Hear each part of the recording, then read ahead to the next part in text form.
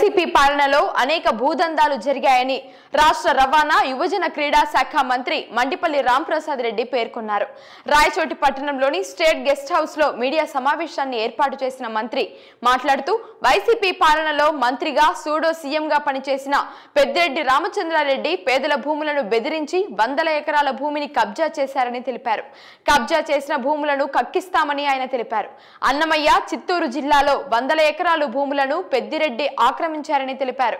పులిచెర్లలో 100 ఎకరాలు భూమిని ఆక్రమించి ఎస్టేట్ ను నిర్మించి విలాసవంతమైన జీవితం గడుపుతున్నారని తెలిపారు.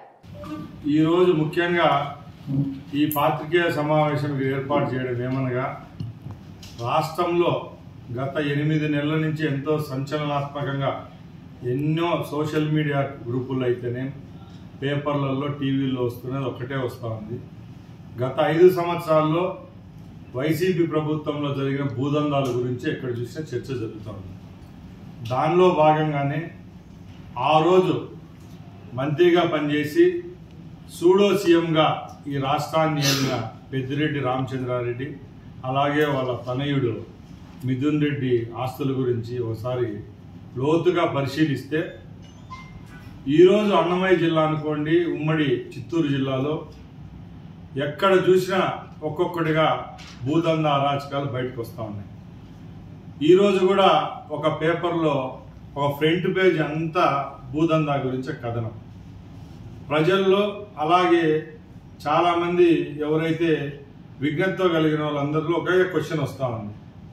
5 సంవత్సరాలు పరిపాలిస్తే ఎక్కడ చూసినా అరాచకాలు, ప్రజలు సొత్తు లాక్కోవడం, ప్రజలను భయభ్రాంతులు చేయడం, అలాగే ప్రభుత్వానికి సంబంధించిన ఖజానాను లూటీ చేయడమే కాకుండా ప్రభుత్వ ఆస్తులను కూడా దోచుకున్నారని ప్రతి ఒక్కరు చెప్పుకుంటున్నారు. దానిలో భాగంగానే చిత్తూరు జిల్లా పులిచెర్ల మండలంలో 100 ఎకరాల్లో ఉన్న పెద్దిరెడ్డి రామచంద్రారెడ్డి ఎస్టేట్ గురించి ఒకసారి పరిశీలిస్తే ఆయన పేపర్లో డాక్యుమెంట్ పరంగా 26 ఎకరాలు వాళ్ళ పేరుతో రిజిస్టర్ అయితే సుమారు 100 ఎకరాల భూమిని కబ్జా చేసి కాంపౌండ్ వాళ్ళు కట్టుకొని అక్కడ విలాసవంతమైన గెస్ట్ హౌస్ ఏర్పాటు చేసుకోవడం జరిగింది.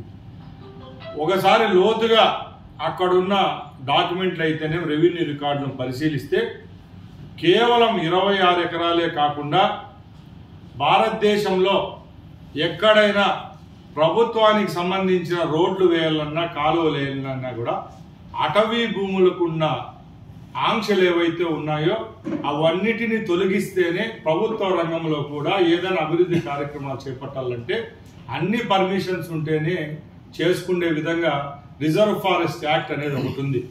దాన్ని ప్రభుత్వం వాళ్ళు అతిక్రమించినా కూడా చట్టాలు చాలా మెండుగా ఉంటాయి.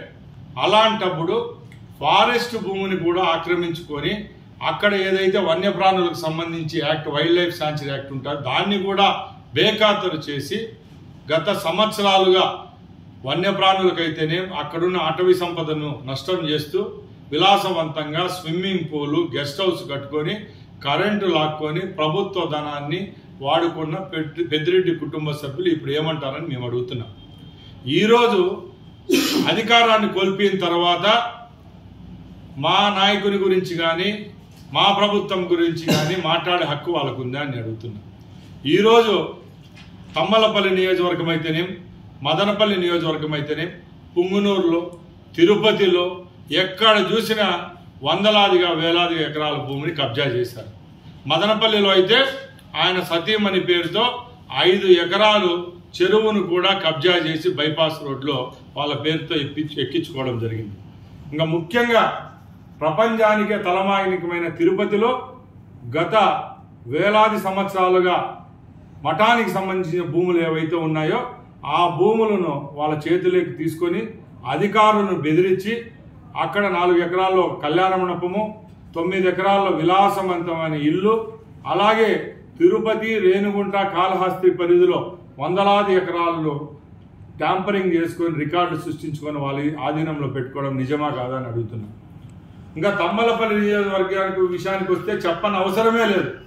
వాళ్ళ సోదరుడు ఎవరైతే ఉన్నారో ఎమ్మెల్యేగా అప్పుడు ఇప్పుడు ఆయన ఆధీనంలో ఇప్పటికి కూడా అంగళ్ళు, పీటీఎం అలాగే తంబలపల్లిలో వందలాది ఎకరాలు వాళ్ళ పేరుతో ఉన్నాయా కాదని మేము అడుగుతున్నాం. మేము పెద్దిరెడ్డి రామచంద్రారెడ్డి గారిని అలాగే వాళ్ళ కుమారుని మిథున్ రెడ్డి గారిని అడుగుతున్నాం. ఈరోజు కూడా మీరు గౌరవప్రదమైన ఎంపీ అలాగే ఎమ్మెల్యే హోదాలో మీ తండ్రి ఉన్నారు. మీరు నీతి నిజాయివంతులైతే ప్రభుత్వంకు సంబంధించిన మఠాలకు సంబంధించిన అటవీకి సంబంధించిన భూములను ఇప్పటికైనా ప్రభుత్వానికి అప్పజెపుతారా, లేకుంటే ప్రభుత్వం చర్యలు తీసుకోవాలని మేము సూటిగా వాళ్ళని ప్రశ్నిస్తున్నాం. ఎందుకంటే ఆ ప్రభుత్వాల్లో కూడా మీరు ప్రభుత్వ ధనాన్ని తీసుకునేదానికి అలాగే ప్రజల యొక్క మాన ప్రాణాలతో ఆడుకున్న ఘనత మీకే దక్కింది. ఆ రోజు రాష్ట్రంలో ఉన్న ఖనిజాలకు మంత్రి ఎవరంటే పెద్దిరెడ్డి రామచంద్రారెడ్డి. ఆ రోజు ఆయన నేతృత్వంలో ఉన్న ఖనిజ శాఖను రాష్ట్రంలో ఉన్న లాటరైట్ అనుకోండి, బాక్సైట్ అనుకోండి, సిలికా అనుకోండి, అలాగే ఇసుకను పక్క రాష్ట్రాలైన కర్ణాటక, తమిళనాడుకు తరలించలేదా అని మేము అడుగుతున్నాం. ఈరోజు కేవలం మీడియాలో వచ్చిన వార్తలను చూసి మేము స్పందించడం లేదు. మేము ఈ ప్రాంతంలో పుట్టిన బిడ్డలుగా, ఈ ప్రాంతంలో ఉన్న ప్రజాప్రతినిధులుగా అడిగే హక్కు మాకుంది. కాబట్టి మీరు ఎవరినైతే దైవంగా మొక్కుతారో ఆ స్వామి ఎవరైతే మీ ఇలవేల్పుగా ఉన్నారో సదుం అయ్యప్ప స్వామి సాక్షిగా మీరు ప్రమాణం చేసి, తడిబట్టలతో వచ్చి ఇక్కడ ప్రమాణం చేసి ప్రభుత్వ భూములు మీరు కాజేశారా లేదా అని మీరు ప్రమాణం చేస్తారని నేను సూటిగా సవాల్ అడుగుతున్నా. అలాగే ఈ ప్రాంతంలో బిడ్డలుగా రాష్ట్ర ముఖ్యమంత్రి నారా చంద్రబాబు నాయుడు గారికి మేము ఒకటే అడుగుతున్నాం. సార్, ఎన్నో వందలాది మంది పేదవాళ్ళ యొక్క బతుకులతో ఆడుకున్న ఇలాంటి నీచుల యొక్క ఆట కట్టించేదానికే మన ప్రభుత్వానికి అధికారం ఇచ్చారు. కాబట్టి తప్పకుండా మీ నాయకత్వంలో మీ కింద పనిచేస్తున్న ఒక మంత్రిగా నేను అడుగుతున్నా, ఆ భూములను రక్షించాలా. ప్రభుత్వ భూములు ఏవైతే ప్రభుత్వానికి, అటవీ భూములు ఏవైతే అటవీ శాఖకు అప్పగించే విధంగా మీరు చర్యలు తీసుకుంటారని సభాముఖంగా పాత్రికేయుల సమక్షాన్ని అడుగుతూ సెలవు తీసుకుంటున్నా. జై హింద్. వైఎస్ఆర్ జిల్లా వేంపల్లిలో అసంపూర్తిగా ఉన్నటువంటి రోడ్ల పనులను జిల్లా కలెక్టర్ చెరుకూరి శ్రీధర్ పరిశీలించారు. పులివెందుల నియోజకవర్గ ఇన్ఛార్జి బీటెక్ రవితో కలిసి ఆయన వేంపల్లి అభివృద్ధికి సంబంధించిన పనులపై స్థానిక అధికారులతో చర్చించారు. త్వరితగతిన రోడ్ల సమస్యను పరిష్కరించాలని బీటెక్ రవి కలెక్టర్ ను కోరారు. ఈ కార్యక్రమంలో వేంపల్లి మండల పరిశీలకులు రఘునాథ్ రెడ్డి, మండల కన్వీనర్ మునిరెడ్డి, మైనారిటీ నాయకులు షబ్బీర్, బాలస్వామిరెడ్డి, జగన్నాథరెడ్డి తదితరులు పాల్గొన్నారు.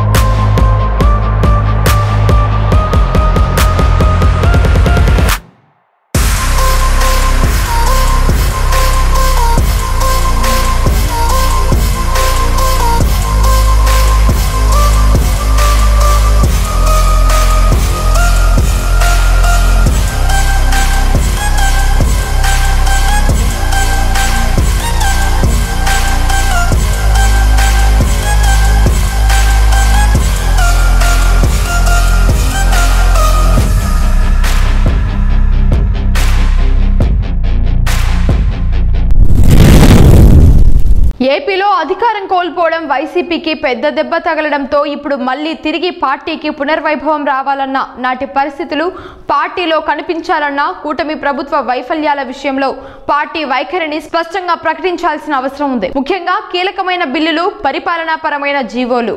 ఏపీలో వైసీపీకి మళ్లీ పునర్వైభవం తీసుకొచ్చేందుకు పార్టీ అధినాయకత్వం ఆ వైపుగా అడుగులు వేస్తోంది.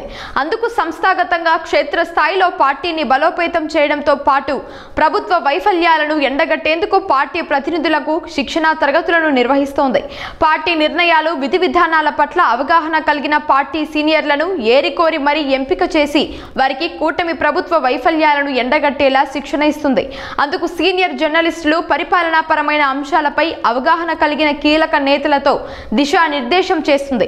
ఇప్పటి వరకు పార్టీ తరఫున తమ వాణిని వినిపిస్తూ వచ్చిన వైసీపీ నేతలు ఇకపై పార్టీ అధినాయకత్వ ఆదేశాలతో పార్టీ నిర్ణయాలకు అనుగుణంగానే కూటమి ప్రభుత్వ నిర్ణయాలు, పరిపాలనా వైఫల్యాలపై తమ గలం వినిపించబోతున్నారు. అందుకోసం వైసీపీ ప్రత్యేకంగా ఏరికోరి మరీ కొందరిని నియమించింది. పార్టీ రాష్ట్ర అధికార ప్రతినిధులుగా వారికి అవకాశం కల్పించడంతో పాటు ప్రభుత్వం తీసుకున్న ఏ నిర్ణయమైనా వాటిని స్పష్టంగా పార్టీ తరఫున వైఖరిని ప్రకటించేలా అధికార ప్రతినిధులను సిద్ధం చేస్తుంది. ఇప్పటికే గత ప్రభుత్వం తీసుకున్న నిర్ణయాల విషయంలో ప్రస్తుత ప్రభుత్వం పునరాలోచన చేయడం, వాటిని రద్దు చేయడం, మరికొన్నింటిని కొనసాగిస్తున్న నేపథ్యంలో గత ప్రభుత్వాన్ని నాటి టీడీపీ తూర్పారబట్టి అదే విధానాలను అధికారంలో రాగానే మళ్లీ అమలు చేయడం లాంటివి అన్ని సాంకేతిక పరమైన అంశాలతో ముడిపడినవి కావడంతో వాటి విషయంలో ఎలా వ్యవహరించాలన్న దానిపై పూర్తి స్థాయి స్పష్టతను ఇవ్వడంతో పాటు కూటమి ప్రభుత్వాన్ని ఎండగట్టేలా తమ పార్టీ నేతలను, కార్యకర్తలను సిద్ధం చేసుకుంటుంది వైసీపీ.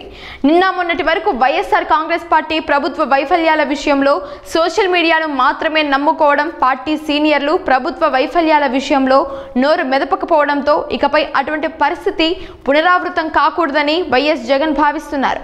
అందుకోసం వైసీపీ ఓటమి తర్వాత పార్టీలో కీలక మార్పులు, చేర్పులు చేస్తూ పార్టీ గొంతుకగా వినిపించేందుకు కొందరిని ప్రత్యేకంగా ఎంపిక చేశారు. అందుకు రాజకీయ నేపథ్యం, పరిపాలనాపరమైన అంశాల విషయంలో పూర్తి అవగాహన కలిగిన వారిని అధికార ప్రతినిధులుగా, రాష్ట్ర పార్టీ కార్యదర్శులుగా, రాష్ట్ర ప్రధాన కార్యదర్శులుగా వైఎస్ జగన్ నియమించారు. పార్టీ అనుబంధ విభాగాల అధ్యక్షులుగా నియామకాలు చేపట్టిన నేపథ్యంలో ఇకపై ప్రభుత్వ వైఫల్యాల విషయంలో సమయం దొరికినా ఏమాత్రం గ్యాప్ ఇవ్వకుండా ప్రజాక్షేత్రంలో ఎండగట్టేందుకే కీలకంగా కొందరు నేతలను ఎంపిక చేసుకున్నట్లుగా అర్థమవుతుంది. అందులో భాగంగానే పార్టీ గొంతు వినిపించే ప్రతి ఒక్కరూ తమ వాణిని ఎలా వినిపించాలి, ఏ వేదికలపై వినిపించాలి, ఎవరికి చేరువ కావాలి అనే అంశాలపై పూర్తిగా స్పష్టతను ఇస్తోంది వైసీపీ. పుష్ప 2 చిత్రం ఓటీటీ స్ట్రీమింగ్ సమీపించింది. రీలోడెడ్ వెర్షన్ అందుబాటులోకి రానుంది. ఇప్పుడు 4 భాషల్లో స్ట్రీమింగ్ కు రానుంది.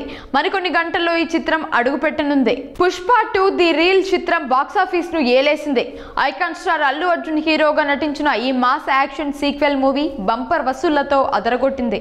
సుకుమార్ దర్శకత్వం వహించిన ఈ చిత్రం గత నెల డిసెంబర్ 5న రిలీజ్ అయి చాలా రికార్డులను క్రియేట్ చేసింది. ఇటీవలే రీలోడెడ్ వెర్షన్ కూడా వచ్చింది. అది కూడా ప్రేక్షకులను మెప్పించింది. ఇప్పుడు ఎట్టకేలకు ఈ బ్లాక్ బస్టర్ పుష్ప 2 ఓటీటీలోకి వచ్చేస్తుంది. మరికొన్ని గంటల్లో స్ట్రీమింగ్ కు రానుండగా ప్రేక్షకుల్లో ఓ ఎగ్జైట్మెంట్ పెరిగిపోయింది. పుష్ప 2 ది రీల్ చిత్రం రేపు నెట్ఫ్లిక్స్ ఓటీటీ ప్లాట్ఫామ్ లో స్ట్రీమింగ్ కు రానుంది. అంటే అర్ధరాత్రి నుంచే అందుబాటులోకి వస్తుంది. దీంతో మరికొన్ని గంటల్లోనే ఈ చిత్రాన్ని ఓటీటీలో చూసేయొచ్చు. రీలోడెడ్ వెర్షన్ తీసుకొస్తున్నట్లు నెట్ఫ్లిక్స్ ఇప్పటికే కన్ఫర్మ్ చేసేసింది. తెలుగుతో పాటు తమిళం, మలయాళం, కన్నడ భాషలో పుష్ప 2 ఇప్పుడు స్ట్రీమింగ్ కు రానుంది.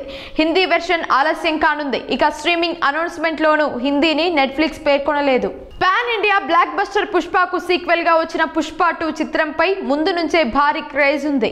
దేశవ్యాప్తంగా హైప్ విపరీతంగా నెలకొంది. దీంతో పుష్ప 2 కు డిజిటల్ స్ట్రీమింగ్ హక్కుల ద్వారా రికార్డు స్థాయిలో భారీ ధర దక్కింది. సుమారు 275 కోట్లకు పైగా ఈ మూవీ డిజిటల్ స్ట్రీమింగ్ హక్కులను నెట్ఫ్లిక్స్ దక్కించుకుందని సమాచారం బయటకు వచ్చింది.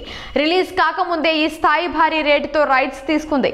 ఓటీటీ హక్కుల ద్వారా అత్యధిక ధర దక్కించుకున్న ఇండియన్ మూవీగా పుష్ప 2 రికార్డు రికార్డు కూడా క్రియేట్ చేసింది. పుష్ప 2 మూవీ రీలోడెడ్ వర్షన్ జనవరి 17న థియేటర్లలోకి వచ్చింది. సుమారు 20 నిమిషాల అదనపు ఫుటేజ్ తో అడుగుపెట్టింది. ఈ రీలోడెడ్ వెర్షన్ కు కూడా మంచి రెస్పాన్స్ వచ్చింది. నెట్ఫ్లిక్స్ ఓటీటీలోకి ఈ పుష్ప 2 రీలోడెడ్ వెర్షన్ స్ట్రీమింగ్ కు వచ్చేస్తుంది.